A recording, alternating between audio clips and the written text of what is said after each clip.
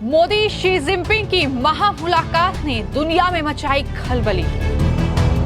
LAC पर PM Modi ने Xi Jinping से ऐसा क्या कहा कि तिलमिलाई कांग्रेस। मोदी और शी जिनपिंग ने मिलाए हाथ, बाइडेन और ट्रूडो को लगा 440 वोल्ट का झटका।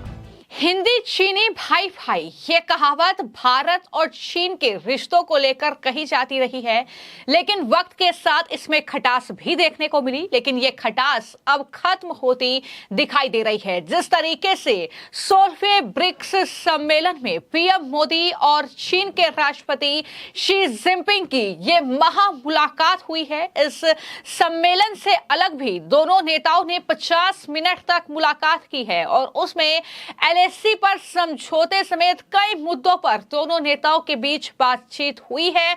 और जाहिर तौर पर 5 साल बाद हुई इस मुलाकात ने दुनिया के कई देशों में खलबली मचा दी है, जिसमें अमेरिका और कनाडा जैसे देश शामिल हैं, तो वहीं पर पाकिस्तान को भी 440 वोल्ट का झटका लगा है। इसके अलावा बात अगर भारत में की जाए तो कांग्रेसियों को यह मुलाकात काफी ज्यादा परेशान कर रही है, क्योंकि जिस तरीके से अभी तक राहुल गांधी, जॉर्ज सोरोस जैसे जो कहीं ना कहीं कांग्रेस पार्टी के जो विदेश में बैठे ये नुमाइंदे हैं, ये दरअसल सियासत करते रहे हैं, प्रधानमंत्री नरेंद्र मोदी को घेरते रहे हैं, भारत के खिलाफ साजिश और षड्यंत्र चीन के नाम पर रचते रहे हैं, उन्हें कहीं ना कहीं बहुत तगड़ा झटका इस मुलाकात ने दिया है। ये तस्वीरें अपने आप में बहुत कुछ बयां करती हैं कि किस तरीके से जब भारत और चीन के बीच लगातार एक विवाद पैदा करने की कोशिश की जा रही थी, लगातार उस खाई को पैदा करने की कोशिश की जा रही थी, वहां पर अब ब्रिक्स शिखर सम्मेलन में जिस तरीके से पीएम मोदी, साथ ही रूस के राष्ट्रपति व्लादिमीर पुतिन और चीन के राष्ट्रपति शी जिनपिंग की यह मुलाकात हुई है, यह मुलाकात अपने आप में बहुत खास है और पश्चिमी देशों के लिए यह मुलाकात काफी ज्यादा परेशान करने वाली है।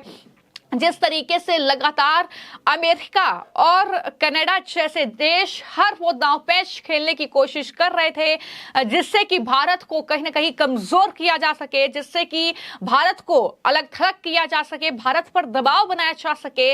लेकिन इस मुलाकात ने सब कुछ एक तरीके से पलटकर रख दिया है।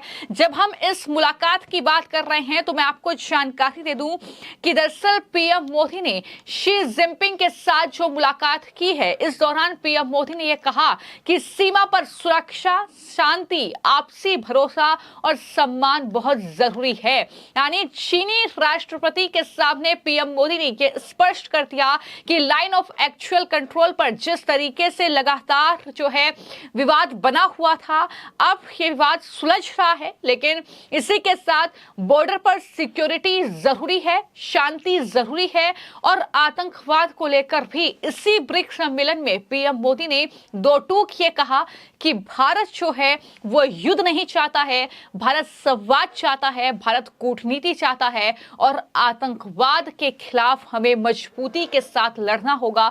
ये तमाम बातें जो हैं वो चीनी राष्ट्रपति के सामने पीएम मोदी ने कही। इतना ही नहीं, चीनी राष्ट्रपति शी जिनपिंग ने भी कहा कि चीन और भारत को एक दूसरे के प्रति ठोस रणनीतिक धारणा बनाए रखनी चाहिए, बड़े पड़ोसी देशों को सद्भावना पूर्वक रहने और साथ साथ विकास करने के लिए सही और उज्जवल मार्ग खोजने के वास्ते मिलकर काम करना चाहिए। तो कहीं ना कहीं एलएसी पर जो लगातार विवाद चल रहा था, जिस तरीके से गलवान घाटी में झड़प हुई, उसके बाद भारत और चीन के रिश्तों में काफी ज्यादा मनमुटाव देखने को मिला, लेकिन अब ये जो कहीं ना कहीं खाई है ये भरती हुई नजर आ रही है। अब ये विवाद खत्म होता नजर आ रहा है और इसी के साथ पीएम मोदी ने साफ और स्पष्ट संदेश दे दिया कि शांति, आपसी भरोसा और सम्मान हमारे लिए बहुत ज्यादा जरूरी है।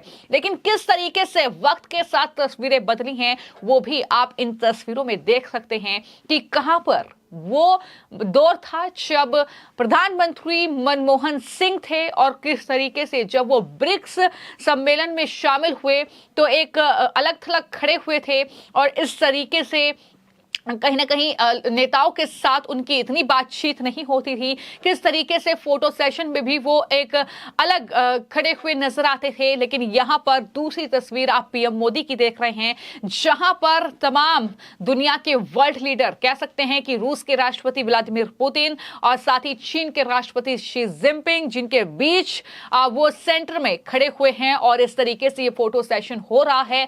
तो ये कहीं ना कहीं बदलाव है जो वक्त के साथ हुआ है और यही वजह है कि जब भारत और चीन के बीच ये विवाद खत्म हो रहा है, जब एलएसी पर शांति बहाल हो रही है, जब एलएसी को लेकर जो विवाद था वो खत्म हो रहा है, तो कांग्रेसियों के पेट में दर्द हो रहा है, कांग्रेसियों को परेशानी हो रही है। यही वजह है कि जयराम रमेश, कांग्रेस पार्टी के नेता, उन्होंने दरअसल सवाल भी उठा दिए हैं। जयराम रमेश ने कई तरह के आरोप जो है वो पीएम मोदी पर लगाए और कई तरह के सवाल जो है पीएम मोदी से किए। उन्होंने कहा कि प्रधानमंत्री नरेंद्र मोदी की मूर्खता और भोलेपन का पूर्ण दोष है ये, जिस तरीके का गतिरोध दोनों देशों के बीच चल रहा था। तो यहाँ पर कांग्रेसियों की इस तरीके की परेशानी देखने को मिल रही है। लेकिन वहीं पर जो चाइनीज एम्बेसडर हैं दरअसल इंडिया में, उनकी तरफ से पोस्ट किया गया है इस मुलाकात को लेकर और उन्होंने दरअसल इस मुलाकात की, यानी शी जिनपिंग और प्रधानमंत्री नरेंद्र मोदी की मुलाकात की ये तस्वीरें साझा की हैं, जिसमें उन्होंने लिखा कि 5 साल बाद मुलाकात हुई और किस तरीके से चीन और भारत उनके लोगों के बुनियादी हितों को आगे बढ़ाने का सबसे अच्छा तरीका दोनों पक्षों के लिए इतिहास की प्रवृत्ति और द्विपक्षीय संबंधों की सही दिशा को बनाए रखना है। उन्होंने साफ तौर पर कहा कि दोनों पक्षों को संचार और सहयोग को मजबूत करने और अपने मतभेदों और जो असहमति है उसको उचित रूप से प्रबंधित करने और एक दूसरे के विकास आशंकाओं को पूरा करने की सुविधा प्रदान करने की जरूरत है। दोनों देशों को अपनी अंतर्राष्ट्रीय जिम्मेदारी भी निभानी चाहिए और विकासशील देशों की ताकत और एकता को बढ़ावा देने में एक उदाहरण स्थापित करना चाहिए। ये चाइनीज एम्बेसडर का जो बयान है वो दरअसल सामने आया है और किस तरीके से भारत के प्रधानमंत्री और चीन के राष्ट्रपति की यह द्विपक्षीय बैठक 50 मिनट तक चली है।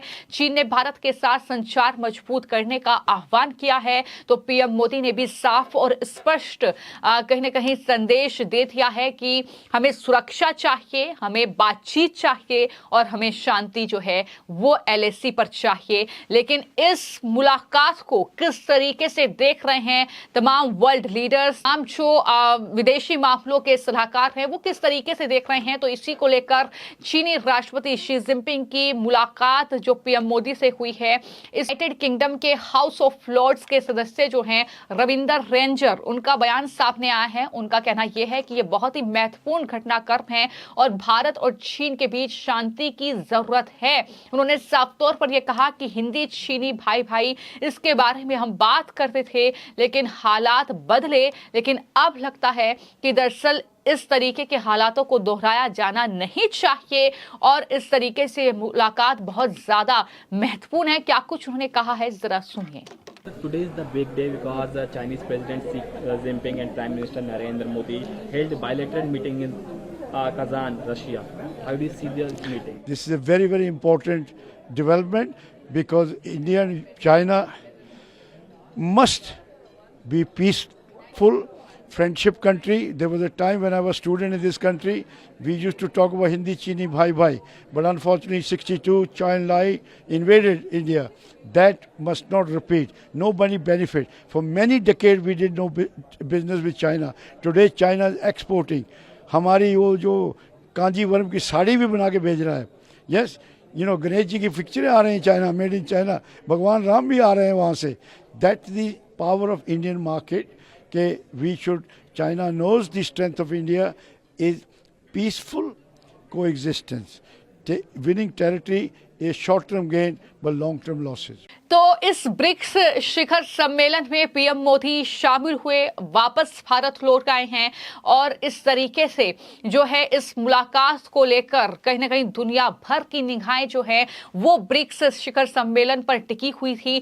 जब ये मुलाकात हुई, यानी मोदी और शी जिनपिंग की मुलाकात, तो जाहिर तौर पर पश्चिमी देश इस मुलाकात से घबराए हुए हैं क्योंकि लगातार अमेरिका जो दांवपेच चल रहा है, जिस तरीके तरीके से लगातार वो कभी कनाडा को मोहरा बना रहा है तो कभी बांग्लादेश में इस तरीके की घटनाओं को अंजाम देने की कोशिश कर रहा है, तो इन सब के बीच चीन अगला उसका मोहरा हो सकता था। लेकिन इससे पहले ही भारत और चीन के बीच ये लंबे समय से चल रहा विवाद खत्म होता हुआ नजर आ रहा है और इस तरीके से ये तनाव जब मिट रहा है तो जाहिर तौर पर इस बीच ये मुलाकात हुई है और वो भी पुतिन जिसकी मध्यस्थता कहीं ना कहीं रहे हैं। तो ऐसे में ये मुलाकात आने वाले वक्त में किस तरीके से कनाडा और अमेरिका के लिए मुसीबत का सबब बनेगी और क्या पाकिस्तान के लिए ये किसी तगड़े झटके से कम है, इसको लेकर भी कहीं ना कहीं आगे जवाब मिलेंगे। तो फिलहाल आपकी इस मुलाकात को लेकर और जिस तरीके से एलएसी पर तनाव दूर हो रहा है, सवाल एक और है कि क्या चीन पर भरोसा करना चाहिए, इसको लेकर भी आप कमेंट बॉक्स में